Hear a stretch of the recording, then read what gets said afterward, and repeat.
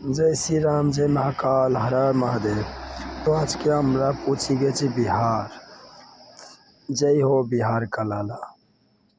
তো আমাদের মধ্যে একজন আছে বিহারি, সেটা হচ্ছে হীরাবাবু। হীরাবাবু বিহারি, তার সাথে সাথে হীরাবাবু ভালো একটা শেফ। হীরাবাবু রান্না খুব সুন্দর করে। তো হীরাবাবু বলছে বিহারে যখন এসছি আজ খাবো লিটি চোখা। তো আমরা বলি ঠিক আছে, তুমি তাই বানাও। তো আজকে হীরাবাবু বানিয়েছে লিটি চোখা। লিটি রেডি হয়ে গেছে, চোখাটা বানাচ্ছে।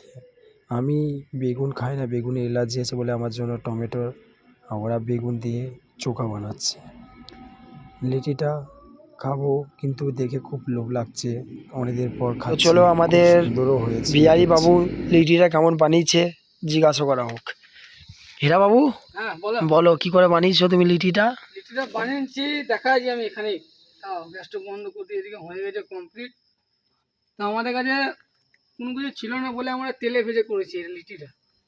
তো আমাদের ছাত্র এখানে বেঁচে গেছে, এই যে।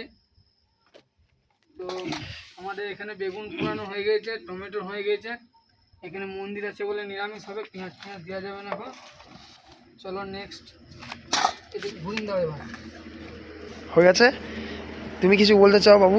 আমি তো আর বিহারি নই যে আমি এগুলো বানাতে পারবো, আমি বাঙালি, আমি কিছু জানি না এগুলো বানাতে, আমি ওকে হেল্প করছি যতটা পারছি আমার তরফ থেকে।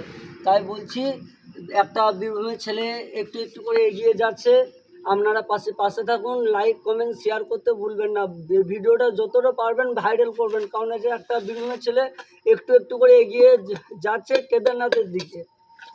নমস্কার।